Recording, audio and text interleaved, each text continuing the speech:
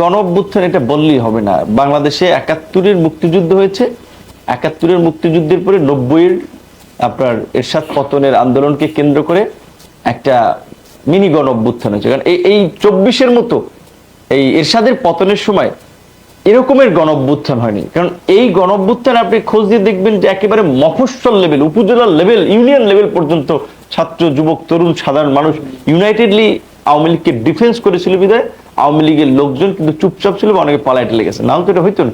কিন্তু ৯০-এ শহর অঞ্চলে কিছুটা ওইভাবে একটা প্রতিরোধ ছিল। সেখানে সেই ৭১ থেকে ৯০ হয়েছে এই আপনার বলা চলে ২০ বছরের মাথায় বা ১৯ বছরের মাথায়।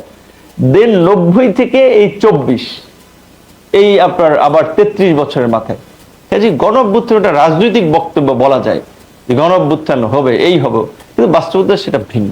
বাংলাদেশ সামনে গণ অভ্যুত্থান হবে না। সামনে যদি হতে পারে ওই যে ফরেন এন্টিটি জুলাইয়ের শেষ দিকে, জুলাইয়ের মধ্যে ঢুকেছিল, দল গঠনে সহায়তা করেছে, রাষ্ট্র ক্ষমতা কিছুদিন নিয়ন্ত্রণ করার চেষ্টা করেছিল, তারা এখনো সক্রিয় আছে, তাদের অপারেশনাল প্ল্যানও মাঠে আছে। তারা যদি কোনো অঘটন করে সেটা বাংলাদেশে হতে পারে। আমরা যেটা নির্বাচনের ইন্টারিম গভর্নমেন্টের আগেও বলেছি, এখনো বলছি যে এই মুহূর্তে বাংলাদেশকে সেভ করার জন্য বিএনপির বিকল্প কিছু নাই, যেই কারণে আমরা বিএনপির সাথে অ্যালায়েন্সে আছি। এবং সত্যিকার অর্থেই বিএনপি যতদিন এই দেশকে সঠিক পথে রাখার জন্য আপনার সঠিক পলিসি নিয়ে আগে, আমরা ততদিন বিএনপির সাথে থাকবো। মাননীয় প্রধানমন্ত্রী তারেক রহমানের দেশপ্রেম, তার সৎ চিন্তা ভাবনা, এটা আমাদেরকে মুগ্ধ করে এবং আমরা চাই যে এরকম একজন ব্যক্তির নেতৃত্বে দেশ এগিয়ে যাক। সেই কারণে আমি মনে করি যে এই মুহূর্তে এই গণ অভ্যুত্থান হবে, পতন ঘটানো হবে, এই সমস্ত আগডুম বাগডুম ডাক না দিয়ে এখন পারলে নিজেদের অস্তিত্ব রক্ষার জন্য এই বিএনপিকে সহায়তা করে, সরকারকে সহায়তা করে রাষ্ট্রকে সঠিক ট্র্যাকে নিয়ে যাওয়া দরকার। এই যে ইন্টারিম গভর্নমেন্টের সময় মার্কিন যুক্তরাষ্ট্রের সাথে বাংলাদেশের বাণিজ্য চুক্তি হয়েছে, এই চুক্তির জন্য অনেকে বিএনপির কে সমালোচনা করে। এই চুক্তি কি বিএনপি করেছে? এই চুক্তি তো এনসিপিও একমত হয়েছে, জামাত একমত হয়েছে। তাহলে বিএনপি তখন একমত না হওয়ার কোথায় যায়?